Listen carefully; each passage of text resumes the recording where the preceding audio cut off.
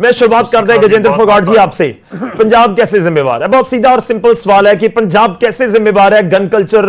अगर हरियाणा वाले खटोला, एक खटोला जेल के अंदर, एक खटोला जेल के बाहर, तो फिर ये पंजाब वाले कैसे जिम्मेवार हो गए?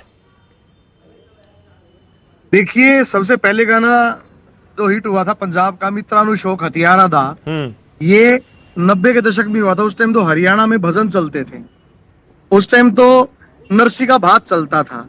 हरियाणा में कभी भी गन कल्चर को प्रमोट करने वाले गाने ना पहले कभी रहे, ना बाद में कभी रहे।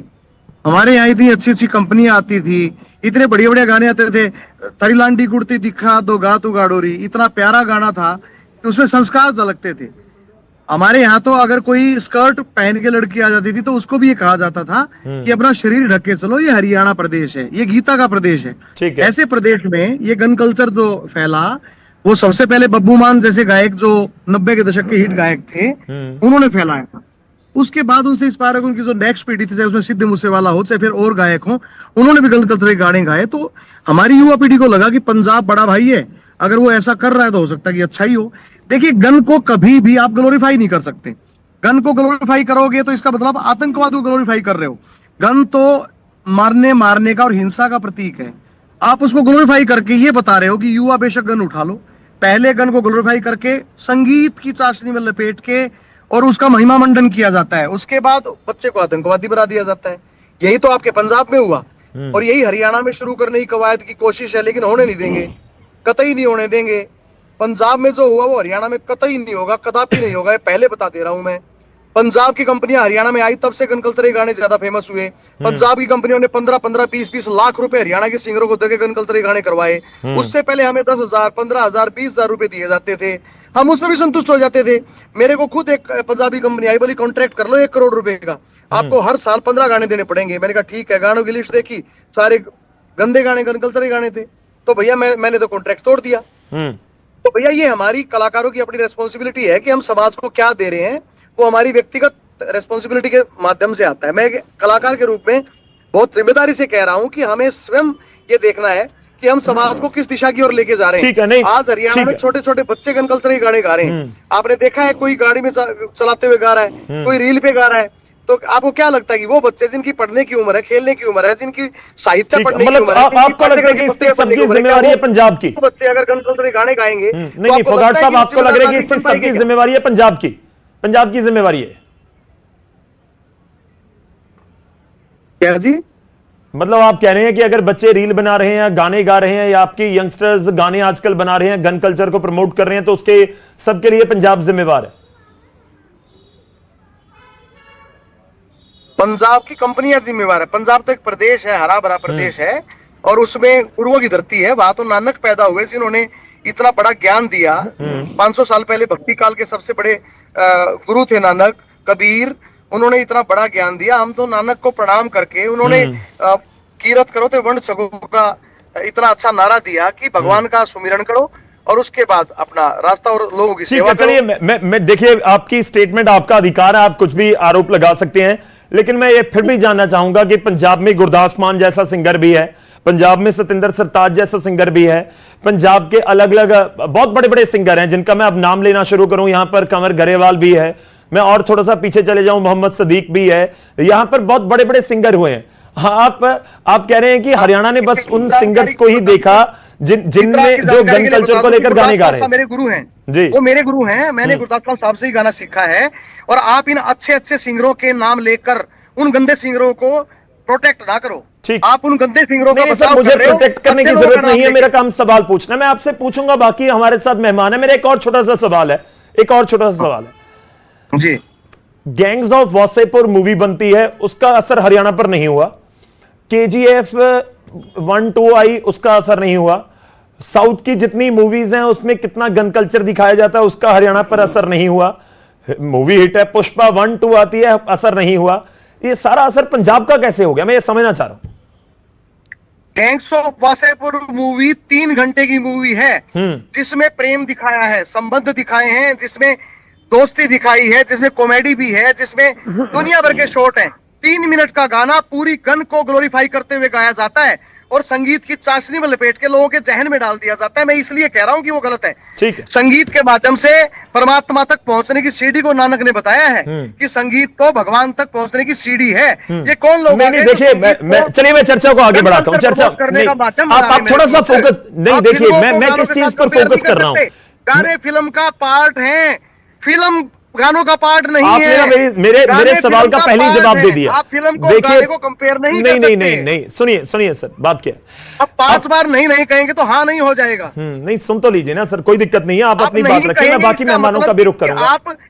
आप कृपया करके फिल्मों को गानों के साथ कंपेयर कर ही नहीं सकते। मेरा 32 साल का अनुभव है इस फील्ड का। ठीक है। फिल्म जो होती है वो पूरी जिंदगी है, गाना उसका एक पार्ट है। आप एक पार्ट की बात करें, हरियाणवी में भी फिल्में बनी है भाई। चंद्रावल फिल्म बनी, हाँ। मैं सूरज तो चंद्रावल हमारा जोड़ा ठाट का, तू जंगल की बोरनी में छोरा जाट का, एक भी गन कल्चर नहीं दिखाया। ठीक है, चलो मैं चर्चा को आगे बढ़ाऊं ना। मैं बात तो वही कर रहा था फोगाट साहब कि अब 3 घंटे की फिल्म में से आपने जो आपको अच्छा लगा आपने देख लिया।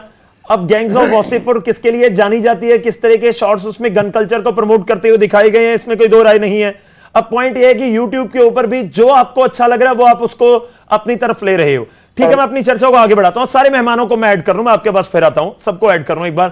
दर्शन और औलख जी साडे नाल ने। औलख साहब देखो, 2 तरीके ना डिबेट हो सकती है। एक कि गन कल्चर दिखाना, उसके उत्ते महिमा मंडन करना, उसका 3 मिनट के गाने दे विच गाने दी बल्ले बल्ले, किसी बंदूक दी बल्ले बल्ले करवा देना, रशियन वैपन तो लैके पता नहीं की पंजाबियों ने गा दिता, उसके उत्ते डिबेट करिए, या फिर इस गल दे उत्ते करिए कि गन कल्चर नूं प्रमोट करन दा सेहरा असीं पंजाब दे सिर बन दईए।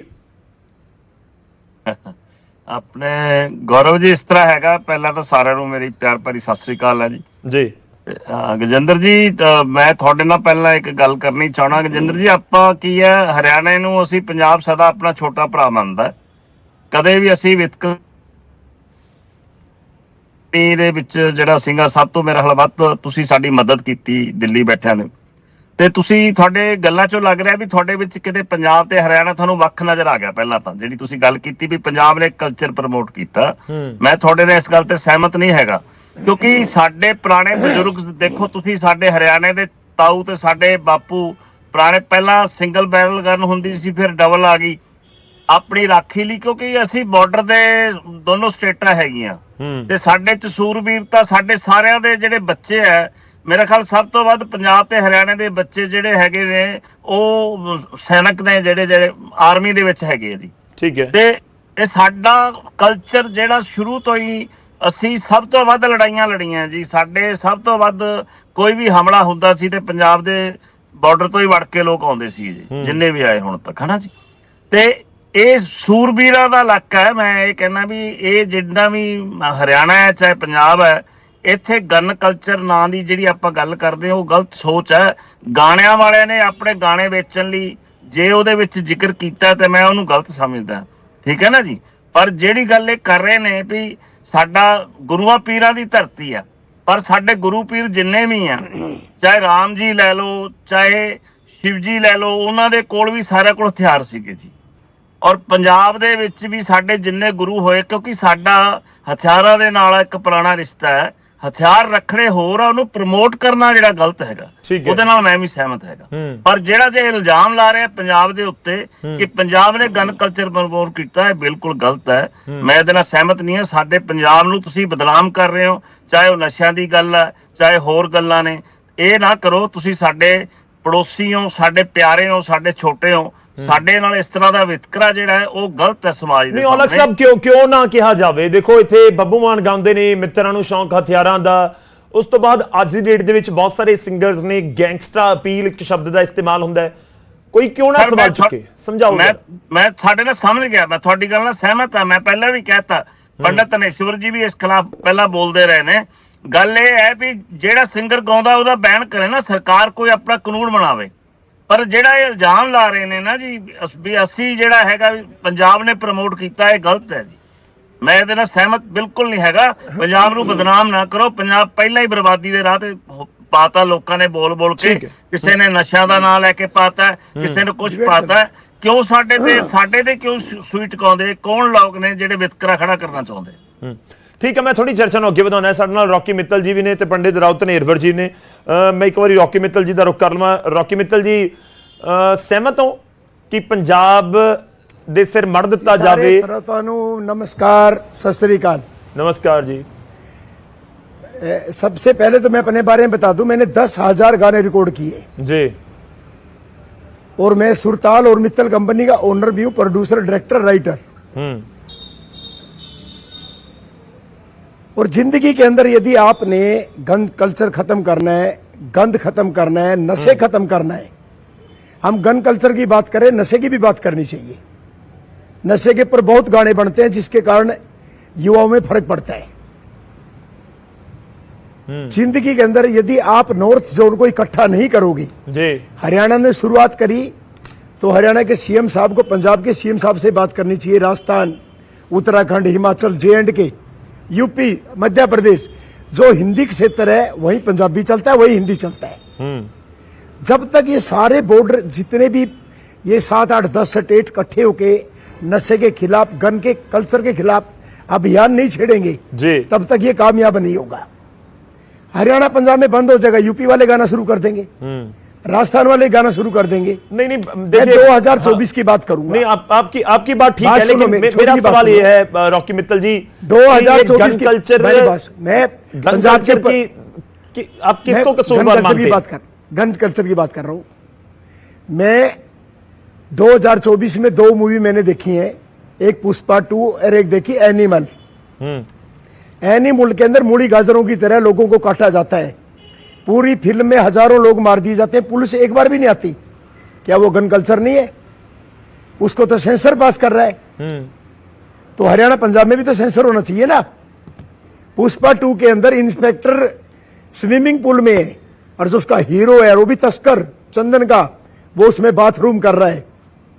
तो कितना गंदा कल्चर है, उसके बारे में कोई बात नहीं करता। मैं मानता हूं कि हरियाणा के अंदर पहले गन कल्चर नहीं था, लेकिन हरियाणा के अंदर जात पात का कल्चर था।